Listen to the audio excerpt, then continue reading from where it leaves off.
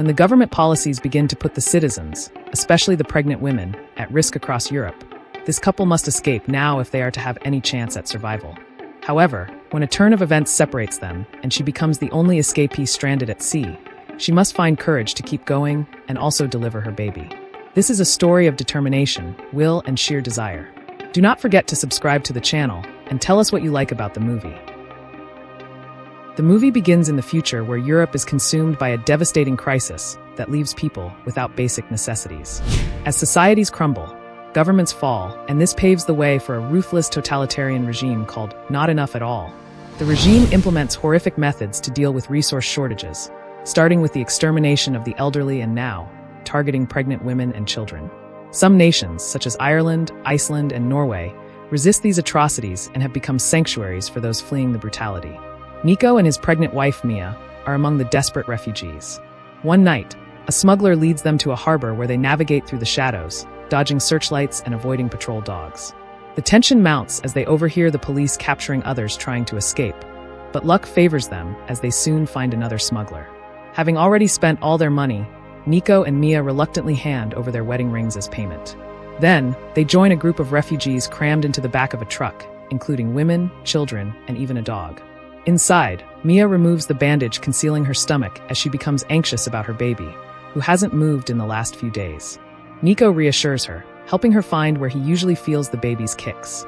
He even offers Mia a bar of Snickers he had saved as a symbol of hope for when they reach Ireland. As the truck moves, one of the refugees drills a hole in the wall to let in light. As Mia watches the other children, she is overcome with guilt about leaving her first child behind. Nico gently reminds her that their daughter had been taken by soldiers and tells her that it wasn't her fault. Their moment is cut short when the truck suddenly stops to pick up more refugees. The people rushing in makes the space unbearable, and this resulted in the smugglers splitting the group. The women and children in one truck, while the men will be in the second. Despite Nico's protests that he was with his wife, he is forcibly separated and taken away. Through the small hole, Mia watches Nico being taken away, and she manages to reach him via a phone call. Nico assures her they are heading to the same destination and urges her to conserve her phone battery. As the ride on, Mia observes the harsh reality of the outside world. The violence, executions, and women being herded into cages like livestock. Moments later, the truck is forced to stop at a military checkpoint, forcing the women to hide in a concealed compartment. The driver presents false papers, but the inspecting officer is suspicious and he orders a deeper inspection. After discovering the hidden space, the soldiers ask the refugees to come out. As the officer continues to call them out over the wall, Mia scrambles on top some crates to hide. Eventually, one of the girls opens the door and she is immediately killed. At the officer's orders, the soldiers kill everyone, including the last child. Mia, who is stained by the blood of those that were killed, eventually survives the slaughter. Traumatized, she sends a message to Nico as she warns him to stay hidden. Later on, the truck reaches the harbor, where the container is transferred onto a ship. Mia once again attempts to contact Nico, but she gets no response. She then leaves him a message about her location as she inspects her belongings and tries to rest. She is abruptly awakened by violent shaking as a storm overtakes the ship. There was total chaos and the container rocks dangerously. The shaking tosses Mia around until she eventually loses consciousness. When she wakes, she finds that water is seeping into the container through the bullet holes. Surprised, she peered outside as she realized the ship had been wrecked, leaving the containers adrift in the open sea. She finds the container floating in the ocean. As reality dawns on her, panic sets in. She discovers that her primary phone is smashed and unusable, so she reaches for another phone she had found in the container. However, she doesn't know the password to unlock it. Frustrated, she checks on her baby as she finds that the water continued seeping into the container and the situation started becoming more threatening. This spurred her into action. She begins opening the crates around her, hoping for something useful, but finds only non-essential items like plastic containers, televisions, alcohol, and earbuds. Among these crates, she finds a pile of hoodies. So she puts on one and picks up her scattered belongings on the floor, including some tape and a Swiss Army knife. With the tape, she tries to cover the bullet holes to slow the water flow. Also among her possessions, she discovers her diary as she finds some comfort when she sees a family photograph inside. Suddenly, she hears screams and she quickly peers through a hole. She spotted another container sinking rapidly with people trapped inside. The sight ignites a wave of desperation, and she screams for Nico as she frantically inserts her SIM card into the functional phone. Despite repeated calls, Nico doesn't answer. As the other container vanishes beneath the waves, Mia breaks down as she is overcome with despair. Later that night, Mia's hopelessness deepens. She even contemplated ending her life as she clutched the knife. But at the moment her resolve begins to crack, she feels her baby move. This flicker of life within her reignites her determination to survive for her child. She decides to live for the baby and goes to sleep while hearing the whales singing outside. Moments later, Mia notices one of the hanging crates shaking and manages to move out of the way right before it falls. This causes water to start filling the container at great speed, and Mia thinks she's about to drown only to suddenly wake up and realize it was a nightmare. Looking around the container, Mia discovers the tape has loosened, allowing water to pour in more steadily. Acting quickly, she wedges a crate under the hanging one from her nightmare and pries it open with her knife. Though it contains more plastic containers, the lids spark an idea in her. She uses their rubber seals to patch lower holes and pulls a hose from another crate to siphon water out. She then rearranges the crates to create a makeshift resting area, marking rising water levels with strips of tape to monitor her remaining time. She meticulously rations her limited food and water and strings up wires from the earbuds to hang and dry her precious family photographs. She also manages to recover a drill and lighter within the container. Just as her spirits began to waver, the phone rang.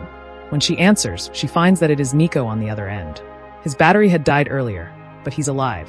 He tells her that the other truck driver had abandoned his group near the city rather than taking them to the harbor. He then promises that he would come to rescue Mia and urges her to save her battery and focus on surviving for their child. The call lifted Mia's spirit for a while, but she soon starts feeling a contraction shortly after the call ends. She convinces herself it's a false alarm, however. The pains intensify as a storm approaches, and she realizes the baby is coming. Battling the agony and rising waters, Mia tries to answer another call, but the phone slips from her hand. With no help available, she takes charge, stripping off her dress to gain mobility. Using the crate ropes for support, she delivers her baby inside the waterlogged container. The moment of relief is brief as she finds that the umbilical cord is wrapped around the baby's neck. Acting quickly, Mia untangles it and pats the baby's back until she hears a cry. Then, she clutched her newborn tightly and she climbed onto a crate, bracing herself for the storm to pass. By morning, Mia handles the delivery aftermath, placing the placenta in a plastic container. She cleans her limited space and tucks the baby, wrapped in a hoodie, into a small box for safety. Hungry and weak, she eats a little from a can as she discovers her phone is soaked and damaged. The baby's cries grow louder, and despite Mia's attempts to breastfeed, the infant doesn't latch on. The squeak of the container's metal walls triggers an idea in Mia. So, grasping the drill, she starts cutting into the ceiling, aiming to carve an escape route.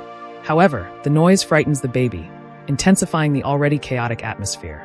So Mia presses on as she is driven by the resolve to survive for her child. She struggles to calm her crying baby, trying everything from soothing touches to singing, but nothing works. Frustrated, she snaps and yells at her newborn.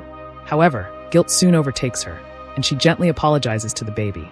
Moments later, her body finally responds to her maternal instincts, and the breast milk starts to flow.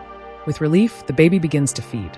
This small triumph gives Mia a moment of peace, but as exhaustion sets in, she gives in to hunger and consumes the last of her food supply. Later on, she resumes drilling at the ceiling, hoping to create an escape route. Unfortunately, the drill's battery dies before she can finish. Frustrated, she tries again to use her SIM card with her original phone, but fails to make it work. Now overwhelmed, Mia succumbs to anger, throwing her belongings around until she finds the knife. She tries to use it on the ceiling's holes, but the work causes injuries to her hands. So, Mia continues to care for her baby as she keeps the infant cool by dampening her skin and does her best to find moments of rest, though hunger gnaws at her constantly. Her desperation grows, and this even made her consume her placenta. That night, she hears the haunting calls of whales outside. One strikes the container, causing the baby to cry again. Mia lashes out as she bangs the walls of the container until the creature retreats. The next morning, Mia continues her tough work with the knife, but it breaks. Now dehydrated and desperate, she drinks her last bit of clean water before pouring seawater over her head and licking some drops of water from the ceiling. However, this makes her sick. Now weak and dizzy, Mia finds a strange paper plane landing near her. She imagines a haunting vision of her first daughter, accusing her of abandoning her to the soldiers. However, Nico appears to comfort her, saying the tragedy wasn't her fault. When Mia awakens, it is raining. Grateful, she collects as much rainwater as she can, using the plastic containers and also drinks to her fill. Her mind clears with renewed strength as the rain sparks an idea. She ties rope through the ceiling's holes and pulls hard, finally opening a gap that lets sunlight in. Climbing to the top, Mia sees only open water surrounding her. That night, she and the baby slept outside for fresh air. When the baby needed a change, Mia tossed the soiled hoodie into the sea, and this attracted some fish. Seeing this, Mia quickly uses makeshift tools, a piece of scrap metal and some rope, to try fishing. Despite repeated attempts, she's unable to catch anything. Then, she sees a plane flying overhead, and it ignites new hope in her. Mia rushes into the container, breaks a television screen, and climbs back outside, using the reflective surface to signal the plane. In her haste, she injured her leg, but the plane doesn't see her and flies off, leaving her devastated. Bleeding and in pain, she stitches her wound using metal wires, gritting through the agony with the help of alcohol as a disinfectant. Refusing to give up, Mia redesigned the earbud's wires to create a net. After several attempts, she finally succeeds in catching a fish and ends up eating it raw to sustain herself. From this point forward, she works tirelessly to survive. She catches and stores fish and continues to use a hose to remove water from the container. She even crafts SOS messages from her diary, placing them inside makeshift rafts to float away with the hope someone will find them. One day, Mia sits with the baby and tells her about her family. Then she decides to name her daughter Noah, a name her husband Nico had always wanted, in honor of his grandmother. As she continues to show Noah pictures from her diary, she tells stories about her older sister, who was tragically taken by soldiers. Though Mia still blames herself for that loss, sharing the memories with the baby strengthens her resolve to protect Noah. As evening falls, Mia notices Noah shivering in the cold. Thinking quickly, she uses alcohol and a lighter to create a small fire, providing warmth.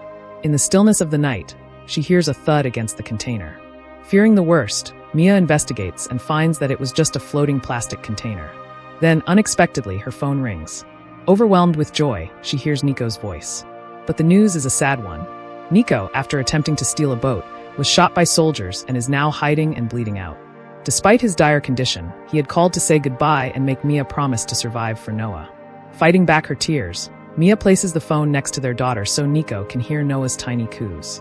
Heartbroken but resolute, Mia vows to honor his final request and protect their child at all costs. After exchanging heartfelt "I love you" with Nico, Mia's phone battery dies, ending her connection to him. Simultaneously, the wind snuffs out her fire, and she's left crying in the darkness. Despite the despair, Mia still has her Snickers bar, a symbol of hope she promised to save for the end of her journey.